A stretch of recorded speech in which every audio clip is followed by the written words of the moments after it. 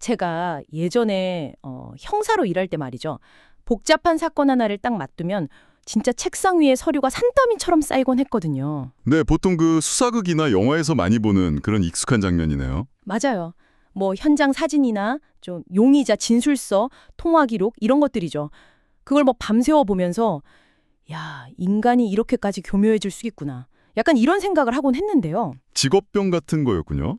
그렇죠. 그런데 오늘 지금 이 테이블에 저희와 함께 마주 앉아 계신 당신, 네, 청취자님에게 보여드릴 이 자료들을 보니까요. 보시니까 어떠셨나요? 제가 과거에 다뤘던 밀실살인이나 뭐 연쇄살인범 이런 범죄는 진짜 명함도 못 내밀 규모더라고요. 그냥 빙산의 일각도 아니고 빙산 위에 떨어진 먼지 한 톨에 불과했다는 생각이 듭니다. 스케일 자체가 아예 다르니까요. 오늘 우리가 파헤쳐볼 이 자료는 그냥 인터넷에 떠도는 일반적인 뉴스 기사나 컬럼이 아닙니다. 네, 아주 무거운 자료죠. 맞습니다. 국제 탐사 보도의 최전선이라고 할 수 있는 벨링캣, 그리고 글로벌 탐사보도 네트워킹인 GIJN의 전쟁 범죄 프로젝트에서 축적한 기밀 보고서들입니다. 2025년과 2026년에 걸쳐 만들어진 아주 방대한 데이터베이스 세트죠. 그래서 오늘 우리의 이 심층 탐구 목표는 아주 명확합니다. 지금 이 순간에도 지구 곳곳에서 벌어지고 있는 거대한 분쟁들, 그 혼란스러운 전쟁의 안개 속에서 도대체 무슨 일이 벌어지고 있는지를 파악하는 겁니다. 단순히 뭐 누가 이기고 지느냐 그런 지정학적인 문제가 아니잖아요. 절대아니죠. 이 방대한 디지털 증거들, 이른바 오신트, 즉 오픈소스 정보를 통해서 이 혼란 속의 팩트를 어떻게 과학적으로 입증해내고 있는지를 해부해보는 겁니다. 당신도 오늘 이 시간만큼은 저희와 함께 전 세계를 무대로 하는 디지털 수사관이 되시는 거예요. 좋습니다. 자, 그럼 본격적으로 첫 번째 사건 기록부터 열어볼까요? 그러죠. 우선 이 수사를 주도하는 벨링캣과 GIJN이라는 조직의 접근 방식부터 짚고 넘어갈 필요가 있습니다. 범죄학을 연구하는 제 입장에서 볼 때 이들의 활동은 단순한 저널리즘을 완전히 넘어섰어요. 보통 범죄자들의 제1원칙이 뭔지 아시죠? 당연히 현장에 흔적을 남기지 않는다. 그리고 목격자를 없앤다 이거잖아요. 형사 시절에 귀에 못이 박히도록 듣던 원칙입니다. 정확합니다. 특히 국가 권력이나 거대 무장단체가 개입된 폭력은 그 은폐의 규모도 어마어마하죠. 언론을 철저히 통제하고 통신망은 그냥 끊어버립니다. 아예 보는 눈 자체를 가려버리는 거죠. 네. 그런데 이 현대판 디지털 탐정들은 스마트폰 카메라, 위성사진, 또 소셜미디어에 무심코 올라온 게시물들을 긁어 모아서 완전히 새로운 형태의 법의학적 증거를 만들어내고 있어요. 법의학적 증거요? 네, 훗날 국제형사재판소 같은 곳에서 권력자들을 단죄할 수 있도록 절대 지워지지 않는 디지털 핏자국을 영구히 박제해버리는 셈입니다. 와, 그 과정이 전직 수사관이 제 가슴을 진짜 뛰게 만들더라고요. 예전에는 뭐 지문 감식이나 혈흔이 튄 각도를 쟀다면 이 사람들은 디지털 메타데이터를 현미경처럼 뜯어봅니다. 디지털 지문인 셈이죠. 맞아요. 예를 들어서 소셜미디어에 폭격당한 건물의 영상이 막 5초 짧게 올라왔다고 치죠. 그럼 이 디지털 감식반은 영상 구석에 찍힌 건물의 그림자 방향 그리고 그 길이를 분석합니다. 태양의 고도를 계산하는 거군요. 네. 태양의 고도와 교차 검증해서 그 영상에 찍힌 정확한 분 단위의 시간을 역추적해내는 거예요. 위성 데이터와 디지털 풋프린트를 활용해서 범죄의 물리적 증거, 즉 왓을 찾아내는 과학 수사의 끝판왕인 거죠. 여기서 제가 범죄 프로파일링 관점에서 조금 더 시야를 넓혀보자면요. 방금 말씀하신 그 물리적인 데이터들이 단순히 언제 어디서 폭탄이 터졌다 이것만을 말해주는 게 아닙니다. 그럼 또 어떤 걸 말해주나요? 그 파편화된 데이터들이 모이면 결국 범죄의 의도와 은폐 시도를 폭로하는 심리적 연결고리, 즉 왜, why를 증명하게 됩니다. 가해자가 왜 하필 그 시간에 왜 그 대상을 노렸는지 법정에서 증명하려면 이 숨겨진 의도를 파악하는 게 가장 핵심이거든요. 아, 그러니까 물리적인 증거가 모여서 결국 범죄자의 머릿속을 재구성한다는 거군요. 야, 그게 가장 잘 드러나는 게 바로 첫 번째 사건 파일, 우크라이나 관련 보고서입니다. 아주 끔찍한 기록들이 담겨 있죠. 여기서 이 오신트 기법이 어떻게 쓰였는지 구체적으로 보면 정말 입이 떡 벌어집니다. 무기 유통 경로를 추적한 부분 말씀이시죠? 네, 맞아요. 현장에서 폭발하고 남은 이란제 샤헤드 드론의 잔해를 수거합니다. 다 불타고 손바닥만한 플라스틱 조각에 아주 희미하게 일련 번호 하나가 남아있어요. 그걸 어떻게 하냐면 전 세계의 데이터베이스를 다 뒤지는 거잖아요. 네, 전 세계 무기 박람회 사진, 기업들의 수출입 통관 데이터, 심지어 그 부품을 납품하는 하청업체의 인터넷 구인 공고까지 싹 다 뒤집니다. 정말 집요하네요. 그래서 이 작은 모터가 어느 나라의 어느 공장에서 만들어져서 어떤 유령 회사를 거쳐 퇴전선까지 왔는지 그 점들을 다 이어버리는 거예요. 범주의 혈관을 추적하는 거나 마찬가지군요. 게다가 포탄이 떨어져서 파인 구덩이, 즉 크레이터 있잖아요. 그 흙이 파인 비대칭적인 모양을 3D로 스캔합니다. 그걸 분석해서 155mm 포탄이 날아온 발사 원점의 좌표를 핀포인트로 잡아냅니다. 완전히 디지털 탄도학의 진화인 거죠. 그렇게 집요하게 발사 원점과 타겟을 연결해보면 이 보고서들이 지적하는 아주 서늘한 진실이 드러납니다. 타겟이 된 곳들의 좌표를 분석해보니까 군사기지가 아니었던 거예요. 네, 그 부분이 정말 화가 나더라고요. 산부인과 병원, 초등학교, 심지어 밀밭과 곡물 저장소였습니다. 국제사회와 범죄학계에서는 최근 이런 패턴을 도미사이드라고 부릅니다. 도미사이드요? 네, 라틴어로 집을 뜻하는 도무스와 살인을 뜻하는 사이드가 합쳐진 말이죠. 거주지 말살 범죄입니다. 그러니까 사람을 직접 해치는 걸 넘어서 사람이 살아가는 터전 자체를 그냥 죽여버린다는 뜻인가요? 아주 정확한 이해입니다. 폭력을 통해 단순히 영토를 점령하는 게 아니라 민간인들이 그곳에서 살아갈 수 있는 생존의 기반 자체를 지워버리는 겁니다. 보고서의 심리 분석에 따르면 이는 피해자들에게 다시는 일상으로 돌아갈 수 없다는 회복 불가능한 절망감을 심어주기 위한 매우 계산적인 전략입니다. 일상을 파괴해서 마음까지 부숴버리는 거군요. 거기다 이 우크라이나 관련 GIJN 보고서를 보면서 저를 경악하게 만든 게 하나 더 있습니다. 지금 이 이야기를 듣고 계신 당신도 아마 뉴스에서 얼핏 보셨을지 모르겠는데요. 인신매매 범죄 말씀이시군요. 네, 방글라데시나 인도 같은 제3세계 청년들을 상대로 해외 경비원 고수익 취업이라고 속여서 비행기에 태운답니다. 정말 악랄한 사기 수법이죠. 도착하자마자 여권을 뺐고요. 언어도 모르는 상태에서 강제로 계약서에 서명을 시킨 뒤 최전선, 총알바지로 그냥 밀어 넣는다는 거예요. 어떻게 인간이 이런 짓을 할 수 있습니까? 그 부분이 이 분쟁의 또 다른 어두운 이면입니다. 국가 단위의 무력 충돌이 어떻게 글로벌 범죄 신디케이트와 결탁하는지 보여주는 사례죠. 보고서는 이를 신종 인신매매이자 강제징집 범죄로 규정하고 있습니다. 사기 조직과 국가폭력이 손을 잡은 거네요? 정부에서 가장 소외되고 경제적으로 취약한 계층의 심리를 교묘하게 파고들어서 그들을 거대한 전쟁 기계의 일회용 소모품으로 착취하는 시스템의 잔혹성을 고발한 것입니다. 진짜 이런 문서들을 읽다 보면 인간의 바닥이 대체 어디인지 묻게 됩니다. 자, 이어서 지도를 중동으로 돌려보죠. 두 번째 사건 파일, 가자지구입니다. 이 부분은 워낙 다양한 정치적, 역사적 맥락이 깊게 얽혀 있는 곳이죠. 네, 그래서 오늘 우리는 철저하게 이 탐사 보도 보고서가 제시하는 데이터, 그리고 기술적 추적 기법에만 집중해서 중립적으로 전달해 보겠습니다. 자료에 따르면 2025년 말 기준으로 가자지구 전체 주택의 90% 이상이 파괴되거나 심각한 손상을 입었다고 보고되고 있습니다. 여기서 우리가 주목해야 할 디지털 수사 기술은 바로 스크래핑 기법을 활용한 위성 이미지 분석입니다. 잠깐만요. 여기서 청취자님들을 위해 조금 쉽게 풀어가 보죠.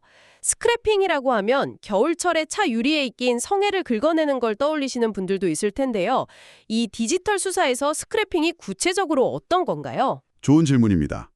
여기서 말하는 스크래핑은 수천 장의 고해상도 위성 사진 데이터를 컴퓨터 프로그램이 자동으로 긁어와서 분석하는 기술을 말합니다. 데이터를 긁어온다. 네. 예를 들어 가자지구 폭격 전 사진과 폭격 후 사진을 픽셀 단위로 겹쳐놓고 비교하는 거예요. 건물이 있던 자리가 평평한 잿더미로 변하면 픽셀의 색깔과 그림자가 확연히 달라지겠죠. 흑백이 대비되듯이요. 맞습니다. 이 알고리즘이 그 미세한 변화를 감지해서 어느 구역의 건물이 몇 % 파괴되었는지를 아주 객관적인 수치로 도출해내는 겁니다. 그러니까 사람이 일일이 위성사진을 들여다보며 건물을 세는 게 아니라 프로그램이 변화된 픽셀을 긁어 모아서 거대한 팩트 데이터로 만든다는 거군요. 정확합니다. 그리고 이 데이터에 더해 집을 잃고 떠도는 그 90%의 인구가 어느 경로로 이동하는지 스마트폰의 위치 데이터나 통신기지국 정보를 스크래핑해서 추적합니다. 이동 경로까지 파악하는군요. 네, 보고서는 이런 데이터를 근거로 이것이 단순한 군사작전의 부수적 피해가 아니라 인구를 특정 지역으로 몰아넣으려는 강제 이주 범죄의 증거가 될 수 있다고 지적하고 있습니다. 그런데 이 보고서에서 정말 논쟁적이고 충격적인 대목이 하나 더 등장합니다. 군사적 타겟을 선정할 때 인공지능, 즉 AI 시스템이 사용되었다는 혐의를 다루고 있거든요. 이른바 타겟팅의 자동화 현상이죠. 맞습니다. 저는 형사 시절에 아무리 냉혹한 흉악범을 봐도 최소한 범행의 대상을 자신이 직접 눈으로 고르고 그에 대한 나름의 비뚤어진 동기가 있었거든요. 그런다 살인의 방아쇠를 기계의 알고리즘에 맡겨버린다는 건 정말 상상도 못해본 영역입니다. 이 대목은 방금 전 우리가 우크라이나 사례에서 이야기했던 도미사이드와 연결되면서 현대 전쟁의 양상이 어떻게 진화하고 있는지를 극명하게 보여줍니다. 이 보고서에 자문을 제공한 범죄 심리학자들의 분석에 따르면 AI 타겟팅 시스템은 가해자의 죄책감을 시스템적으로 완전히 소거해버리는 역할을 합니다. 죄책감을 소거한다고요? 기계를 방패막이 삼는다는 뜻인가요? 바로 그겁니다. 과거에는 방아쇠를 당기는 보병이나 폭격 버튼을 누르는 조종사가 타겟을 육안으로 확인하고 최소한의 인간적인 판단을 거쳐야 했습니다. 손이 떨리거나 주저할 수 있죠. 그렇죠. 하지만 AI가 방대한 데이터를 바탕으로 이 건물에 적군이 있을 확률 85%, 타겟으로 추천함, 이렇게 화면에 띄워주면요. 인간은 그저 승인 버튼만 누르는 기계적인 부품으로 전락합니다. 와, 내가 민간인 거주지를 파괴한 게 아니라 알고리즘이 분석한 결과를 따랐을 뿐이다. 라는 식으로 책임의 주체가 완전히 분산되어 버리는 거죠. 그거 정말 소름 돋네요. 인간이 당연히 느껴야 할 공감이나 주저함 같은 감정이 개입할 틈 자체를 그냥 알고리즘이 차단해버리는 거군요. 결국 책임을 질 대상이 증발해버리는 완벽한 지도의 지우개네요. 가장 끔찍한 진화라고 할 수 있습니다. 자, 이 무거운 마음을 안고 세 번째 파일, 아프리카의 수단으로 가보겠습니다. 여기도 지금 상황이 보통이 아닙니다. 수단은 정부군과 신속지원군 간의 내전으로 이미 15만 명 이상이 사망한 것으로 추정되는 곳입니다. 보고서들에 따르면 특정 부족이 사는 마을 전체를 약탈하고 불태우는 인종청소 성격의 범죄가 광범위하게 벌어지고 있습니다. 15만 명이라니 숫자가 현실감이 안 느껴질 정도네요. 그런데 수단은 앞서 본 지역들에 비해 지상에서의 인터넷 연결이나 통신 인프라가 훨씬 열악합니다. 가해자들이 목격자만 없애면 범죄를 완벽히 숨길 수 있다고 믿기 아주 쉬운 환경이죠. 생존자 증언에만 의존하던 과거에는 입증하기가 정말 어려웠습니다. 바로 거기서 그 보는 눈이 없다는 범죄자들의 알레바이를 철저하게 박살내는 기법이 등장하죠. 아까는 소셜미디어나 드론 잔해를 봤다면 이번에는 감식반의 스케일이 우주로 갑니다. 디지털 탐정들이 나사의 환경 위성 데이터를 수사에 끌어놓은 거예요. 원래는 기후변화나 산불을 감시하기 위해 띄워놓은 위성 말씀이시죠? 맞습니다. 나사의 시스템 중에 화재 정보 관리 시스템이라는 게 있는데요. 이 위성들은 지표면의 온도를 24시간 우주에서 스캔합니다. 그러다 특정 구역에서 갑자기 비정상적인 열기가 감지되면 그걸 열 이상 징후라고 해서 지도에 붉은 점으로 딱 표시해 주거든요. 일종의 화재 알람 같은 거군요. 네. 그런데 이 오신트 수사관들이 가만히 데이터를 보니까 자연적인 산불이 날 시기도 아니고 건조한 사막 가운데서 마을의 형태를 따라 붉은 점들이 우후죽순 생겨나는 걸 발견한 겁니다. 범죄 규모가 너무 커져서 우주에서 관측되는 수준에 이른 거예요. 마을이 조직적으로 불태워지고 있다는 걸 우주에서 실시간으로 감지해낸 거군요. 그렇습니다. 특정 부족의 마을이 잿더미로 변하는 순간의 그 뜨거운 열기가 수백 킬로미터 상공의 위성 렌즈에 고스란히 찍힌 겁니다. 열징후가 포착된 직후에 고해성도 상업용 위성을 그 좌표로 바로 돌려서 검게 그을린 현장의 사진에 찰칵 찍어버려요. 빼도 박도 못하는 증거네요. 나중에 권력자들이 우리는 그 마을 근처에도 간 적 없다 이렇게 뻔뻔하게 발뺌할 때 이 위성 데이터와 잿더미 사진을 법정에 증거로 던져버리는 거죠. 완벽한 알리바이 파괴 수법 아닙니까? 이 지점이 현대 탐사 보도와 범죄 추적의 패러다임이 얼마나 크게 바뀌었는지를 잘 보여줍니다. 지상에 있는 권력자는 무력으로 언론을 통제하고 국경을 봉쇄할 수 있습니다. 증언해줄 사람들의 입을 막을 수도 있죠. 총칼로 협박하면 되니까요. 하지만 지구 궤도를 돌고 있는 인공위성의 렌즈까지 뇌물을 주거나 협박해서 가릴 수는 없거든요. 거대한 국가폭력이 이제는 우주의 감시망 아래 놓이게 된 겁니다. 알리바이를 파괴하는 우주의 눈, 전직 형사로서 정말 통쾌하면서도 한편으론 이런 첨단 기술까지 동원해야만 진실이 밝혀진다는 게 씁쓸하기도 합니다. 자, 이제 마지막 네 번째 사건 파일입니다. 개인적으로 이 보고서를 읽으면서 가장 비열하다는 생각이 들었는데요. 바로 미얀마 군사 정권의 폭력에 관한 기록입니다. 이 케이스가 GIJN 보고서에서 유독 심도 있게 다뤄진 이유가 있습니다. 공격의 물리적 타겟도 문제지만 그 범행의 타이밍이 범죄 심리학적으로 매우 악랄한 특성을 보이기 때문입니다. 타이밍이요? 네, 보고서는 이를 포식자적 행타라고 아주 날카롭게 분석합니다. 사이코패스적 국가폭력의 극치라고 볼 수 있죠. 포식자적 행태라 구체적으로 어떤 일이 있었나요? 미얀마의 대형 지진 같은 자연재해가 발생해서 국가적 위기 때문에 잠시나마 휴전이나 평화의 업상이 거론되던 시점이 있었습니다. 재난 앞에서는 보통 총구를 내리니까요. 그런데 군사정권은 바로 그 직후에 재난을 피해 민간인들이 임시로 모여있는 대피소, 학교, 종교시설을 노려서 집중적으로 공습을 퍼부었습니다. 방어선이 가장 무너지고 사회가 가장 취약해진 그 재난의 틈, 사람들이 살기 위해 모여든 그 포인트를 정확히 사냥꾼처럼 노린 겁니다. 와, 진짜 듣기만 해도 숨이 턱 막히네요. 가장 취약한 순간을 노리다니요. 그런데도 이 군부는 늘 언론에 대고 똑같이 뻔뻔하게 변명하잖아요. 우리는 반군의 군사기지만 정밀 타격했을 뿐이다. 민간인 피해는 반군이 그들을 인간방패로 섰기 때문이다. 라고요. 전형적인 책임회피 논리죠. 함정들이 이 거짓말을 어떻게 조각내는지 말이죠. 여기서 빛을 발하는 게 바로 위치 특정 기법입니다. 위치 특정 기법, 이것도 이해하기 쉽게 조금 더 구체적으로 설명해 주시겠어요? 네, 한번 상상해 보세요. 폭탄이 떨어져서 건물이 무너지는 그 아비규환 속에서 현지 시민 누군가가 목숨을 걸고 덜덜 떨리는 손으로 스마트폰 영상을 찍어 소셜미디어에 올립니다. 아주 용기 있는 행동이죠? 영상 속에는 주변 지형지물은 연기에 가려 거의 안 보이고 부서진 건물의 기둥이나 잔해들만 얼핏 비칩니다. 그럼 전 세계에 흩어져 있는 오신트 수사관들이 이 짧은 영상에 달라붙습니다. 분석을 시작하는 거군요. 먼저 영상 속에 잠깐 비친 기둥의 그림자 방향과 길이를 봅니다. 태양의 각도를 계산해서 이 영상이 오후 2시 15분에 찍혔다는 걸 정확히 알아내죠. 그 다음 영상 뒷배경에 희미하게 보이는 저 멀리 산의 능선이나 특이한 모양의 지붕을 구글 어스 같은 3D 위성 지도의 지형과 픽셀 단위로 대조합니다. 조각난 파편의 퍼즐을 3차원 공간에 그대로 꿰어 맞추는 작업이네요. 정확해요. 그렇게 해서 카메라를 들고 있던 사람의 위도와 경도, 즉 좌표를 소수점 아래까지 뽑아냅니다. 그 좌표를 지도에 찍어봤더니 군부가 말한 반군의 군사기지가 아니라 수백 킬로미터나 떨어진 초등학교 대피소라는 걸 과학적으로 도저히 빼도 박도 못하게 입증해버리는 겁니다. 억압받는 현지 시민들의 용기 있는 기록과 멀리 떨어진 분석가들의 집요한 과학 수사가 결합해서 거대한 권력의 거짓말을 완전히 무너뜨린 거네요.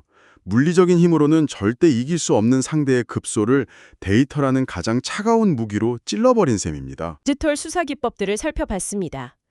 이제 책상 위에 놓인 이 묵직한 사건 파일들을 잠시 덮어두고 이 테이블에 저희와 함께 앉아있는 당신에게 묻고 싶습니다. 네. 도대체 왜 지금 이 시대를 살아가고 있는 우리가 지구 반대편의 끔찍한 위성사진이나 부서진 건물의 그림자 각도에까지 관심을 가져야 할까요? 제가 이 자료들을 분석하는 학자의 입장에서 꼭 드리고 싶은 말씀은 우리는 지금 정보의 홍수, 아니 조작의 홍수 속에 살고 있다는 겁니다. 권력자들은 자신들의 폭력을 감추기 위해 끊임없이 음모론을 퍼뜨리고 가짜뉴스를 찍어냅니다. 정말 흔한 일이 되어버렸죠. 이런 시대에 벨링캣이나 GIJN 같은 조직이 보여주는 차가운 데이터와 팩트 중심의 분석은 단순히 우리가 똑똑해지기 위한 지식 습득이 아닙니다. 눈앞의 정보를 맹신하지 않고 교차 검증하고 논리적으로 진실을 편별해내는 비판적 사고의 훈련이죠. 그것이 폭주하는 권력을 견제하는 시민의 가장 강력한 무기이기 때문입니다. 제 수사관으로서의 시각을 조금만 보태자면요. 당신이 오늘 아침 출근길에 무심코 스마트폰 스크롤을 내리며 봤던 그 5초짜리 영상 하나, 흐릿한 사진 한 장이 어쩌면 누군가의 억울함을 풀어줄 결정적인 알리바이나 증거일지도 모른다는 겁니다. 우리가 이 오픈소스 정보의 세계를 이해한다는 건 세상의 불의를 감시하고 진실을 비추는 수만의 디지털 눈동자 중 하나가 된다는 뜻이거든요. 네, 결국 이 모든 복잡한 기술과 추적의 본질은 인간의 존엄성을 지켜내기 위한 최소한의 발버둥이라고 봅니다. 자, 오늘 우리의 심층 탐구는 여기까지입니다. 어떠셨나요? 그런데 당신이 이 테이블에서 일어나 현관문을 나서기 전에 머릿속을 계속 맴돌 아주 도발적이고 서늘한 질문 하나를 남겨두고 싶습니다. 어떤 질문이죠? 오늘 우리는 평범한 시민과 탐사보도 기자들이 어떻게 디지털 기술로 권력의 범죄를 추적하는지 알아봤습니다. 권력의 방패를 뚫는 날카로운 창을 본 셈이죠. 하지만 여기서 한 발 더 나아가 생각해 보시죠. 네.